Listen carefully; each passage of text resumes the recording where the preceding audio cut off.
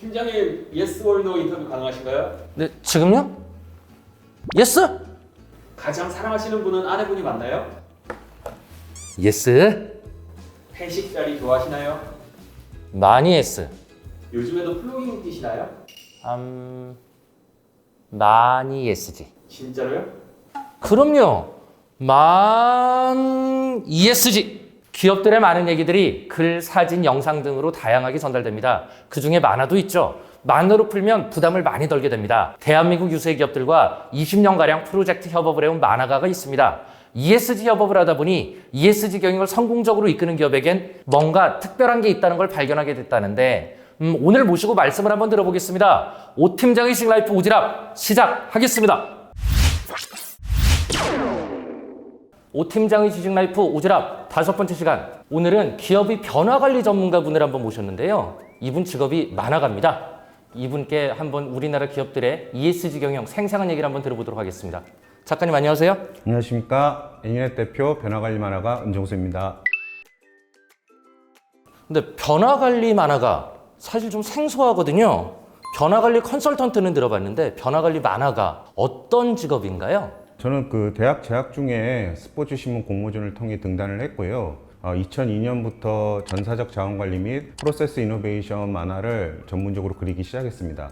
기업에서 새로운 시스템이나 제도를 도입을 할 때 구성원들의 이해를 구하거나 그 외에도 그 지속가능 경영을 위한 미션, 비전, 핵심 가치를 정립할 때 내재화를 지원한다든가 기업 문화 혁신 활동을 지원하는 콘텐츠를 제작한다고 보시면 될 것 같습니다. 그러면 대학 때 전공이 미대 오빠였었네? 참 안타깝지만 대학 때 전공은 경영학이고요. 경영학이요? 예. 제가 이제 관심 있게 공부했던 분야는 마케팅과 MIS, 경영정보 시스템을 관심 있게 공부를 했었습니다. 전공이 경영학이셨군요. 전공이 경영학이니까 기업의 변화관리 관련된 내용을 만화로 그려내는데 좀 더 유리하지 않았을까 그런 생각이 좀 드는데요. 근데 그 변화관리 만화를 그리시면서 좀 뿌듯했던 경험 같은 거 좀 있으셨을까요? 예, 있습니다.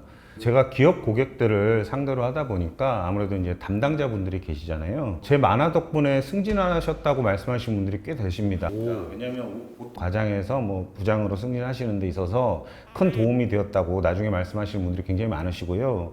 저도 하나 그려주세요. 그 기업들의 새로운 화두를 항상 최전선에서 접해왔을 거라고 생각합니다. 요새 ESG가 화두인데 실제로 그 ESG 내용이 작가님 생각에 핫합니까 요새? 예, 그 ESG가 지금 그 대한민국 기업들의 당면 과제구나라는 걸 실감하고 있고요. 말씀하신 대로 지난 20년간 저는 이제 기업의 변화와 혁신을 가장 가까이서 봐왔다고 해도 과언이 아닌데요. 요새 기업에 계신 분들하고 프로젝트에 관한 이야기를 나누다 보면 거의 모든 주제가 ESG에 관한 것이다라고 말씀드릴 수 있겠습니다. 네, 거의 모든 주제가 ESG다. 아까 작가님께서 프로세스 이노베이션 이런 사례를 말씀하셨는데 물론 모든 주제가 기업에게 있어서 중요한 이슈이겠지만 ESG와 그런 주제들 간의 그 무게감이랄까 기업들이 받아들이는 느낌은 어느 정도로 보여지세요? 경중을 논하기는 솔직히 쉽지 않고요. 왜냐하면 그 모든 변화에 관한 키워드들이 기업에게는 모두 절실하고 필요한 것이기 때문입니다. 단지 기업의 입장에서 ERP나 프로세스 이노베이션과 같은 제가 과거에 그 다뤘던 분야들은 경영의 수단에 관한 쪽이라면 ESG는 기업의 목적에 가깝다 이렇게 말씀드릴 수 있을 것 같습니다. 기업의 목적에 가까울 수 있겠다.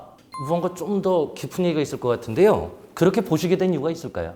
기업의 존재 목적을 이윤 창출이나 주주가치 제고 등 여러 말들로 규정할 수 있지만 ESG에 대한 이야기를 좀 나누다 보면 이해관계자가 등장하기 마련인데요. 근데 이해관계자요?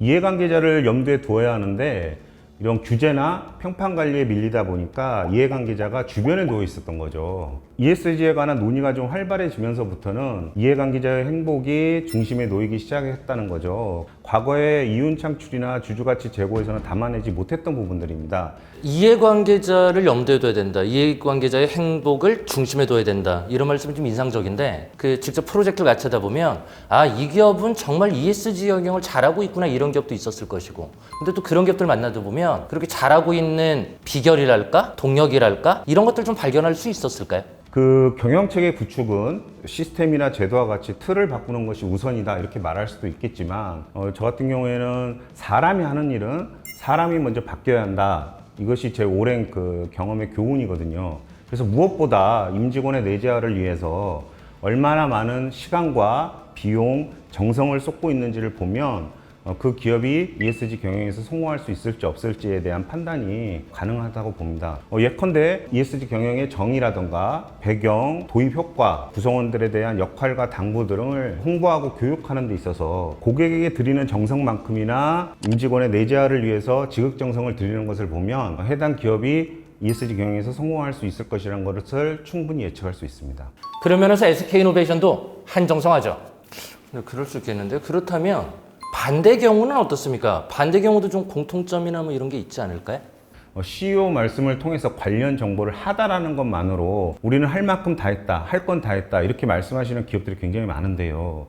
내부적으로는 나의 역할은 무엇인데 이러한 의문과 불만이 터져나올 수밖에 없습니다. 왜냐하면 나에게 이해를 구하지 못했고 나는 합의를 해준 적이 없기 때문입니다. 그래서 나의 일이 아니라고 여기기 때문에 다른 부서의 일로 치부하거나 아니면 특정 부서에게 떠넘기거나 혹은 말 그대로 부수적인 일로만 생각을 함으로써 회피하게 되는 것이죠. 제게 의뢰하시는 분들을 만나보면 왜 자신들이 ESG를 하려고 하는지부터 진정성을 갖고 말씀하시는 분들도 계시고요. 또 한편으로는 ESG 경영이 그냥 한때의 유행이다 이렇게 말씀하시는 분들이 계시는데요. 전자와 후자 중 어느 쪽이 ESG 경영을 성공적으로 리드할 수 있을 것인지에 대한 판단은 이미 나와 있다고 봅니다. 콘텐츠 만드시면서 여러 가지 소재들이 있을 것 같아요. 그 ESG 소재로 주로 활용하는 것들은 어떤 게 좀 있을까요? 우선은 개인 단위에서 실천할 수 있는 것들을 많이 이야기를 하고요. 왜냐하면 아까 말씀드린 대로 ESG가 나의 것으로 내재화되어야 하기 때문입니다. 그리고 지금 당연히 해야 하는 것들의 상당수가 이미 ESG 경영의 테두리 안에 이미 있다고 보시면 될 것 같습니다. 예컨대 동료들의 인권을 보호한다든가 사규를 준수한다든가 공정거래 자율준수 프로그램을 철저히 이행한다든가 이러한 활동들이 모두 ESG 경영이 성공하기 위한 기반 활동들이거든요. 근데 ESG 프로젝트를 하시면서 이만한 참 기억에 남는다 뭐 이런 거 좀 있을까요? 예, 특정 기업을 제가 언급해도 되나요? 주워 담기 너무 늦었습니다. 녹십자 ESG 만화를 그릴 때 무척 좀 뿌듯했는데요. 녹십자의 경우 다른 기업들과 달리 저의 그동안의 오랜 경험을 믿고 일임을 해주셔서 그만큼 좋은 결과물이 나왔던 것 같습니다. 어떤 새로운 시스템이나 제도를 도입했을 때 그것을 그림으로 설명하게 되면 보는 사람 입장으로서는 참 쉽게 이해가 되는 장점이 있어요. 이 보는 사람들이 쉽게 이해할 수 있도록 그림 그릴 때 비결이나 노하우 같은 거 있으면 한번 듣고 싶은데요. 저는 이론을 전달하려고 한다 이런 생각은 없고요.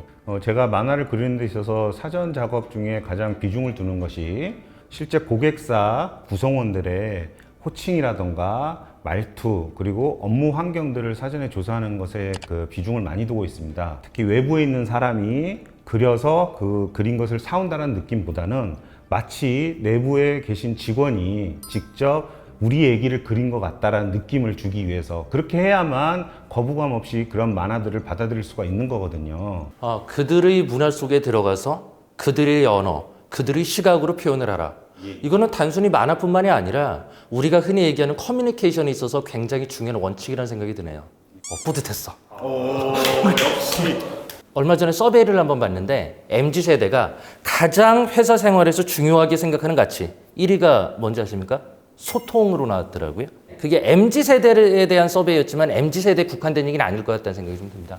오늘 자리에서 작가님께서 ESG를 이해관계자의 행복 측면에서 본다라고 했던 말씀이 좀 각인이 되는데 작가님께서 말씀하셨던 그 주제의식과 굉장히 유사한 문장이 하나가 있습니다. ESG는 생존과 성장을 위해 절대적으로 지켜야 하는 명제다. 궁극적인 우리의 목적과 지향점은 이해관계자 모두의 행복이다. 작가님 생각과 굉장히 일맥상통하는 것 같지 않습니까? 네, 제가 드리고 싶은 말씀입니다.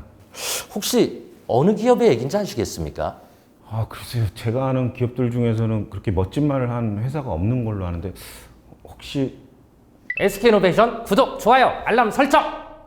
네, SK이노베이션 김준부 회장이 올해 초에 회사 보도 채널인 스키노뉴스와의 인터뷰에서 밝힌 내용입니다. 혹시 두 분이 아는 사이는? 아니요. 저 좀 소개 좀 시켜주십시오. 예, 넘어가겠습니다. 네. 끝으로 작가님께서 ESG에 대한 마무리 말씀을 한번 해주시면 좋겠는데요.